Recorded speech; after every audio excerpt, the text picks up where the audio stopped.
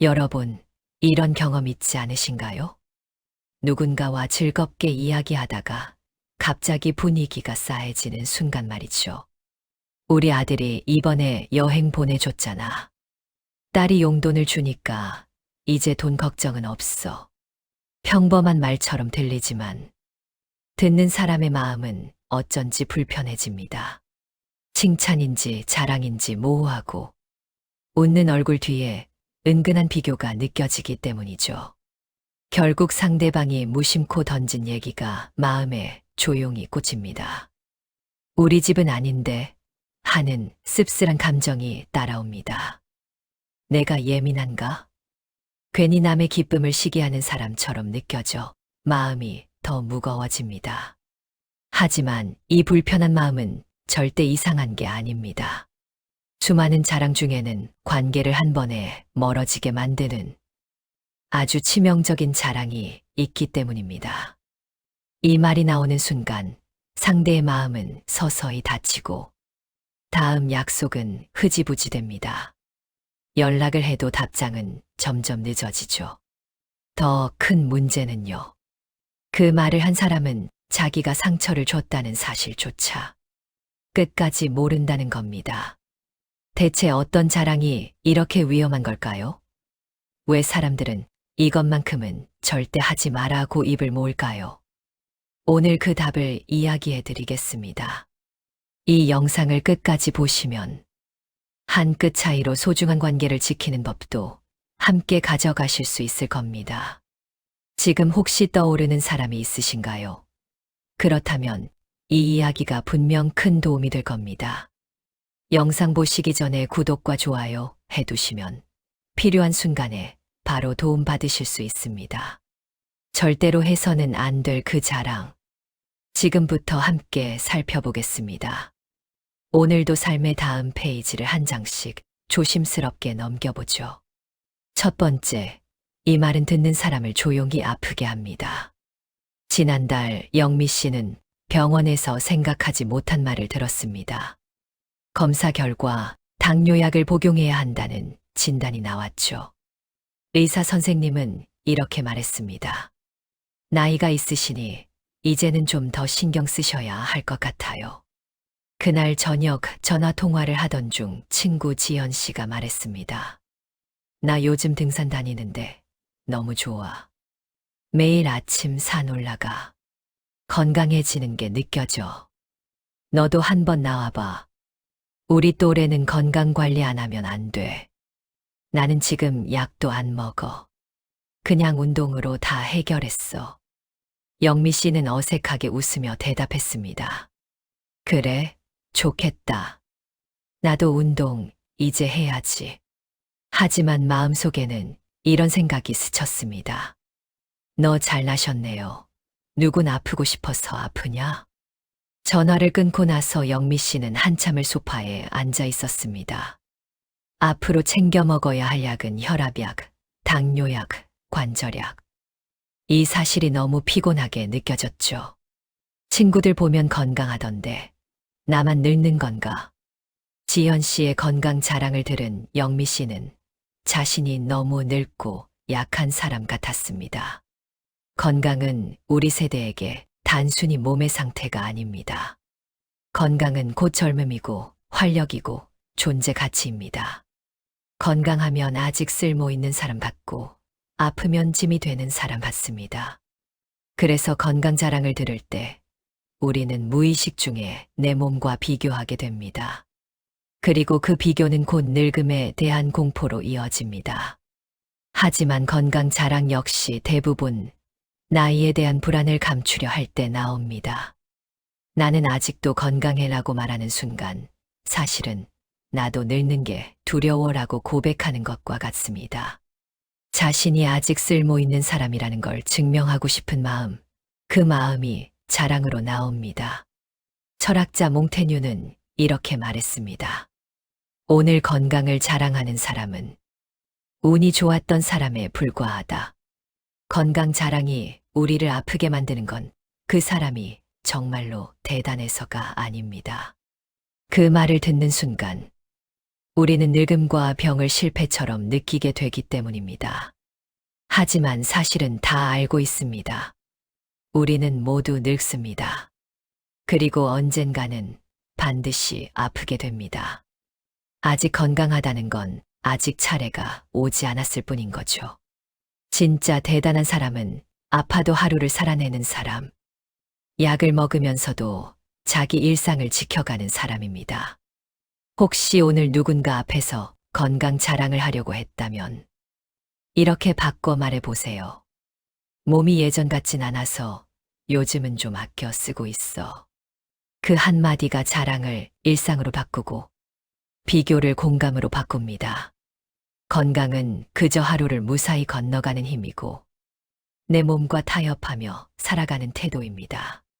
진짜 품위는 남을 불편하게 만들지 않는 태도에서 나옵니다. 내 몸이 얼마나 멀쩡한지를 말하지 않고 상대의 몸 상태를 먼저 살피는 사람.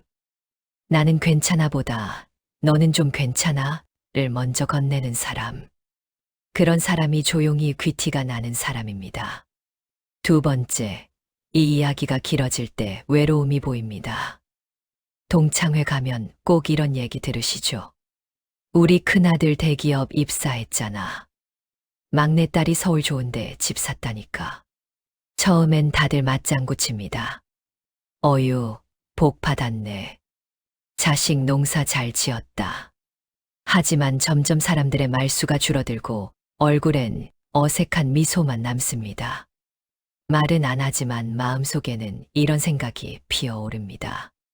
자랑은 저렇게 하는데 자식 얼굴은 자주 보나?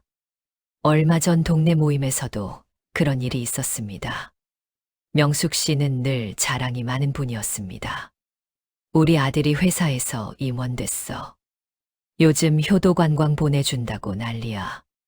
그날도 신이 나서 말씀하셨죠. 하지만 모임이 끝나갈 무렵 누군가 조용히 물었습니다. 이제 곧 명절인데 아들 얼굴 한번 보시겠네요. 순간 명숙 씨 표정이 굳었습니다. 아, 이번 명절은 바빠서 못 온대. 임원이라는 게 그렇잖아.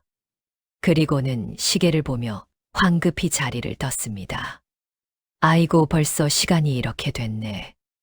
먼저 갈게요.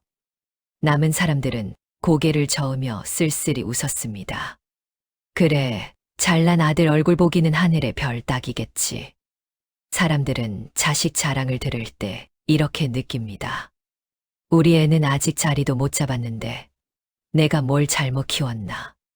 그 순간부터 마음속에 비교가 끊이질 않습니다. 결국 오랜 친구 사이에도 보이지 않게 금이 갑니다. 자식 자랑은 자신이 얼마나 괜찮은지 보여주는 말이 아닙니다. 사실 지금 얼마나 외로운지를 드러내는 말입니다. 소리가 큰 건 언제나 속이 허전하기 때문이죠. 실제로 자식 자랑을 많이 하는 사람일수록 자식의 성공으로 자신의 쓸쓸함을 채우려 합니다. 자식이 잘 됐다는 걸로 내 인생이 헛되지 않았다고 증명하려 하죠. 철학자 몽테뉴는 이렇게 말했습니다. 우리가 진정 의지해야 할 것은 우리 자신뿐이다. 이 말은 자식 이야기를 할 때 특히 더 날카롭게 다가옵니다. 자식의 성공을 내 것처럼 말하는 순간 삶의 주인공은 내가 아니라 자식이 됩니다. 자식 자랑은 사랑의 표현처럼 보이지만 사실은 내 삶의 빈자리를 자식의 성과로 채우려는 말일 때가 많습니다. 그래서 이 말은 할수록 따뜻해지기보다 묘하게 가벼워 보이기도 합니다. 말이 많을수록 내 이야기는 사라지고 자식의 성취만 남기 때문입니다. 이제는 자식 자랑 대신 이런 이야기를 꺼내보세요. 요즘 서예 배우는데 생각보다 재미있더라고. 주말에 혼자 걸었는데 단풍이 참 예뻤어. 진짜 품격은 자식이 어디까지 갔느냐가 아니라 내가 여전히 내 삶을 살고 있느냐에서 나옵니다. 자식이 잘 돼도 그렇지 않아도 우리 인생은 여전히 진행 중입니다. 내 마음의 평안을 채워보세요. 자식 자랑을 내려놓고 내 이야기를 꺼낼 때 우리는 가장 품위 있게 나이 들어갑니다. 세 번째, 이 얘기를 할수록 마음의 거리는 멀어집니다. 친구들과 카페에 간 날 일어난 일입니다. 오랜만에 차라도 한잔 하자며 앉았는데 이런저런 얘기를 나누다가 친구가 말했습니다. 우리 이번에 집 이사했어. 그동안 좁은 데 살다가 이번엔 좀 넓은 데로 갔지. 방도 하나 더 있고 베란다도 넓고 아침에 창문 열면 경치가 정말 좋아. 사람들이 괜히 신축을 찾는 게 아니더라. 순간 미숙 씨는 어색하게 웃으며 말했습니다. 그래, 좋겠네. 주변에서는 부러운 듯 맞장구가 이어졌습니다. 와, 진짜 좋겠다. 몇 평이야? 아파트 이름은 뭔데? 하지만 미숙 씨는 말없이 듣기만 했습니다. 친구가 사는 집에 대해 더 알고 싶은 마음도 없었습니다. 아니, 솔직히 말하면 그 친구를 다시 만나고 싶지 않았죠. 그날 집에 돌아온 미숙 씨는 남편에게 푸념했습니다. 우리 집 너무 좁나? 무리해서라도 좀 넓은 곳으로 갈 걸 그랬나? 친구의 자랑을 들은 순간부터 미숙 씨는 비교를 멈출 수가 없었죠. 우리 집은 오래된 구축이고 딱히 넓지도 않은데 전에는 불편하다고 생각한 적 없었던 집이 친구의 집 자랑을 듣고 나니 초라하게 느껴진 거죠. 사실 집 자랑은 자기 인생이 어디쯤 와 있는지 확인받고 싶을 때 나옵니다. 집은 눈에 보이는 결과이기 때문이죠. 자세한 설명이나 구체적인 숫자를 말하지 않아도 한 번에 이해되는 성과입니다. 그래서 집 이야기를 하는 순간 그 사람은 이렇게 말하고 있는 셈입니다. 나는 잘 살고 있어. 내 인생 여기까지는 왔어. 특히 나이가 들수록 앞으로 더 크게 바뀔 게 많지 않다는 걸 본능적으로 느끼게 됩니다. 그래서 이미 손에 쥔 것, 이미 도착한 공간으로 자기 인생을 증명하려 합니다. 하지만 집으로 지금의 나를 전부 설명할 순 없습니다. 그런데도 우리는 어디에 사느냐로 어떤 인생을 살았는지 가늠하려 하죠. 그래서 집 얘기는 쉽게 자랑이 되고 자랑은 곧 비교로 바뀝니다. 집 자랑은 듣는 사람에게 이렇게 들리기도 합니다. 나는 여기까지 왔어. 너는 아직이지? 결국 집 자랑은 사람 사이에 보이지 않는 선을 긋는 말입니다. 그리고 그 선은 상대를 가르는 게 아니라 결국 스스로를 고립시키는 선이 됩니다. 건축가 안도 다다오는 이렇게 말했습니다. 진짜 집의 스펙은 그 안에 담긴 삶에 있다. 진짜 여유 있는 사람은 자기 집을 설명하지 않아도 말투와 태도에서 이미 충분히 느껴집니다. 이제 집 자랑 대신 이렇게 말해보세요. 집 얘기는 시작하면 끝이 없더라. 요즘은 어떻게 지내? 그 한마디가 자랑을 안부로 비교를 존중으로 바꿔줍니다. 집이 어디에 있느냐보다 중요한 건 상대방 이야기에 관심을 가지는 태도입니다. 자신을 설명하려 하지 않고 상대의 삶에 귀 기울일 줄 아는 사람. 그런 사람이 가장 품이 있어 보입니다. 네 번째, 이 말이 들리면 마음이 불안해집니다. 오랜 친구들과 저녁 약속 자리였습니다. 삼겹살집에 둘러앉아 소주 한 잔 기울이며 옛날 얘기가 오가던 그때 한 친구가 밝은 얼굴로 말했습니다. 미리 노후 준비해 놓길 잘했어. 연금도 받고 따로 모아둔 것도 있고 요즘 같은 세상에 노후 준비 안 하면 자식들한테 짐만 되잖아. 순간 테이블 위 공기가 살짝 무거워졌습니다. 모두 웃었지만 어쩐지 웃음 안에 묘한 긴장이 섞여 있었습니다. 대단하다. 역시 너는 준비성이 철저해. 말은 그렇게 이어졌지만 한쪽에 앉아있던 영자 씨는 고개를 숙인 채 조용히 잔만 기울였습니다. 영자 씨는 국민연금과 은행에 조금 모아둔 돈이 전부였습니다. 매달 생활비 쓰기도 빠듯한 형편이었죠. 식사가 끝나고 집으로 돌아가는 버스 안, 영자 씨는 조용히 혼잣말처럼 중얼거렸습니다. 노후 걱정은 나만 하나? 나도 열심히 살았는데. 영자 씨는 제대로 된 노후 준비가 안 된 자신이 어쩐지 게으른 사람처럼 느껴졌죠. 그런데 이런 노후 자랑을 하는 사람들은 정말로 여유가 넘쳐서 하는 걸까요? 꼭 그렇지만은 않습니다. 노후 이야기를 자주 꺼내는 사람일수록 사실은 마음 한켠에 이런 불안이 숨어 있는 경우가 대부분입니다. 지금까지 내가 잘 살아온 게 맞나? 이 나이에 남은 게 이것뿐이면 어떡하지? 그래서 연금 이야기를 하고 모아둔 돈 이야기를 하면서 자기 자신에게 말하는 거죠. 괜찮아. 나는 헛살지 않았어. 결국 노후 자랑은 스스로를 안심시키기 위한 말일 때가 많습니다.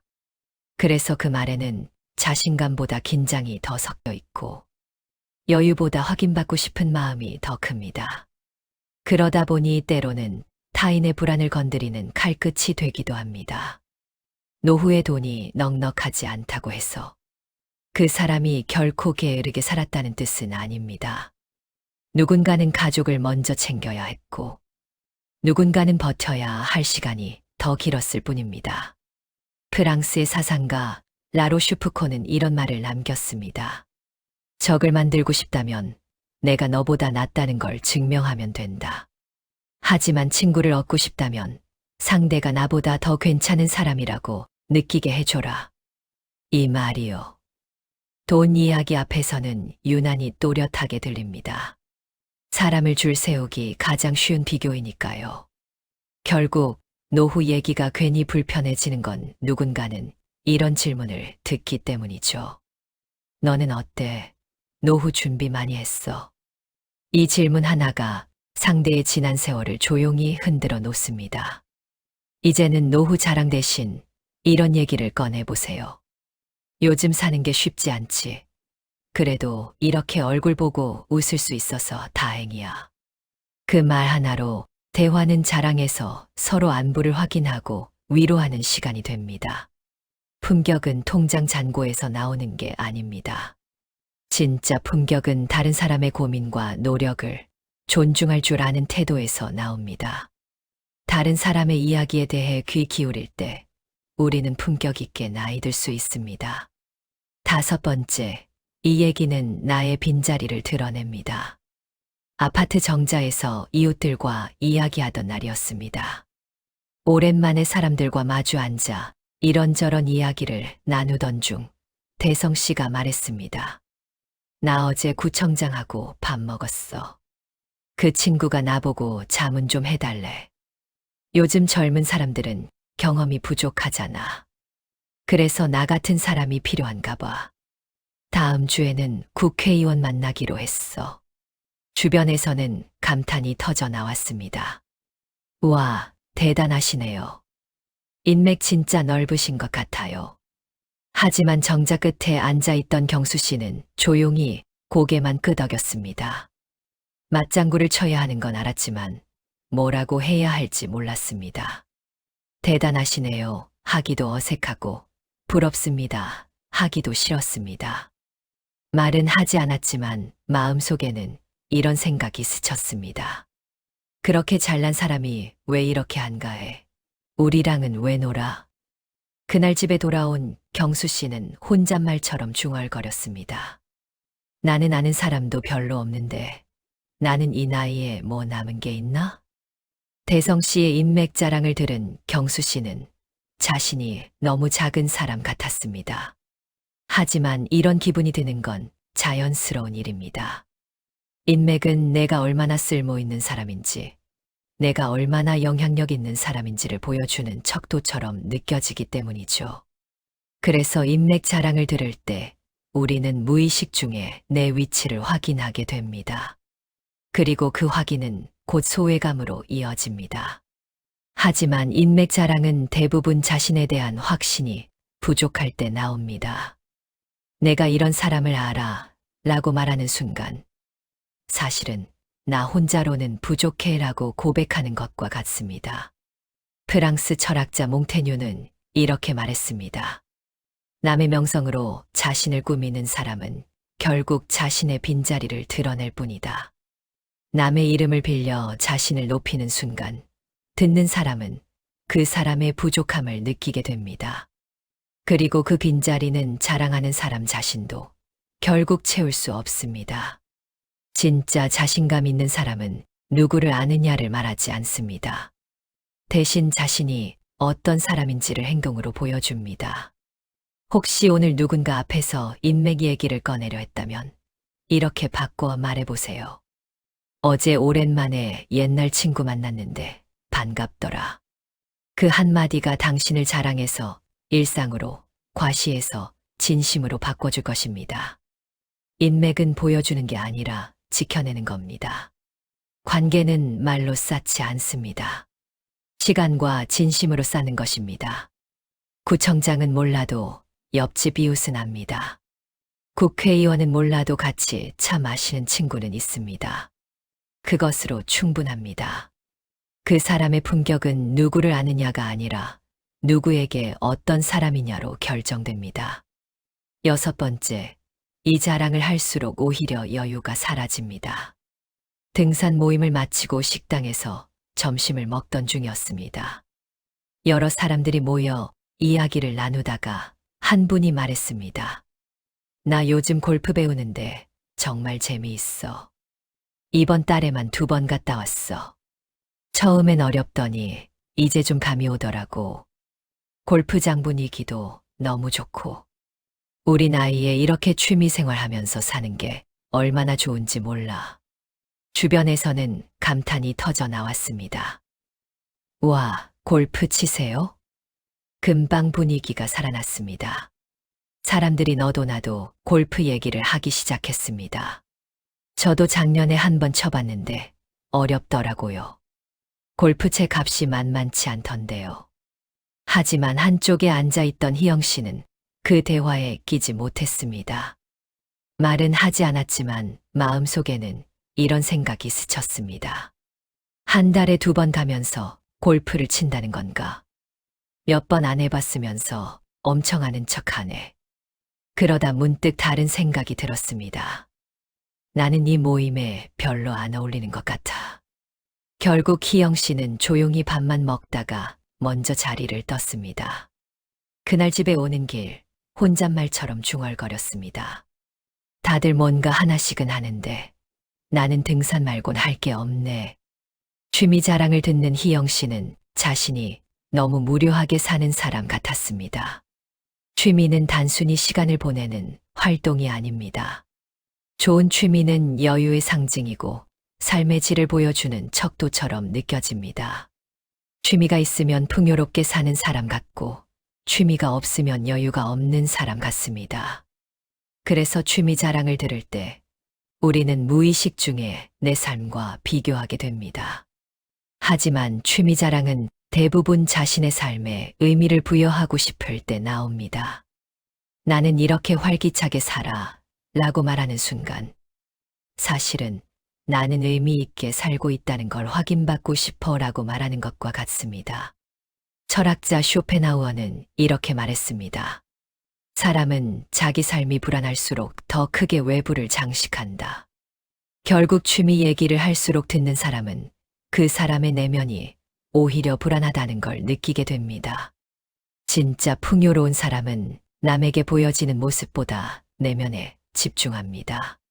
취미에 대해 주변 사람들이 부러워하는 건 찰나입니다. 반면 조용히 자기 하루를 채우는 사람은 결국 주변이 먼저 그 평온함을 부러워하게 됩니다. 혹시 오늘 누군가 앞에서 취미 얘기를 꺼내려 했다면 이렇게 바꿔 말해보세요. 요즘 내가 뭘 좋아하는지 찾아보는 중이야. 그 한마디가 여러분의 이야기를 자랑해서 일상으로, 과시해서 공감으로 바꿔줄 것입니다. 진짜 여유는 자기 하루를 남과 비교하지 않아도 되는 마음에서 나옵니다. 자기 시간을 함부로 쓰지 않고 하루를 단정하게 보내는 사람. 남들이 무엇을 하는지 몰라도 괜히 초조해하지 않는 사람. 그런 사람이 나이가 들수록 더 여유 있어 보입니다. 지금까지 자식, 노후, 집, 인맥, 건강, 취미 자랑까지 하지 말아야 할 자랑 6가지를 살펴봤습니다. 혹시 듣기 싫었던 경험이 있는 자랑이 있었나요? 그렇다면 이제 아실 겁니다. 다른 사람의 자랑을 듣고 불편한 마음이 들었던 건 여러분이 예민해서 그랬던 게 아니라는 거요. 오늘 말씀드린 자랑들, 그 자체로는 자부심을 가져도 될 이야기들이었습니다. 다만 문제는 그걸 꺼내는 방식에 있었습니다. 무심코 던진 한마디가 누군가에게는 상처가 되고 누군가에게는 자기 인생을 돌아보게 만드는 무거운 이야기가 될 수 있습니다. 내가 이만큼 해냈어라는 말은 사람을 조용히 멀어지게 합니다. 하지만 우리 각자 열심히 살고 있지라는 말은 사람들을 다가오게 합니다. 혹시 오늘 이야기를 들으시면서 나도 저런 말 한 적 있는데 싶으셔도 걱정하지 마세요. 그 생각을 했다는 것 자체가 이미 남의 마음을 헤아릴 줄 아는 사람이라는 뜻이니까요. 오늘은 아주 작은 말 하나만 기억하시면 됩니다. 요즘 어떻게 지내? 이 한마디면 자랑은 안부가 되고, 비교는 공감이 되고, 대화는 다시 가까워집니다. 이 영상을 여기까지 본 여러분은 이미 말로 사람을 밀어내는 사람이 아니라 말로 관계를 지키려는 사람입니다. 오늘도 삶의 한 페이지를 함께 넘겨주셔서 감사합니다. 구독과 좋아요로 함께 해주시면 인간관계가 조금 더 편안해지는 이야기 꾸준히 전해드리겠습니다. 그럼 다음 페이지에서 다시 뵙겠습니다.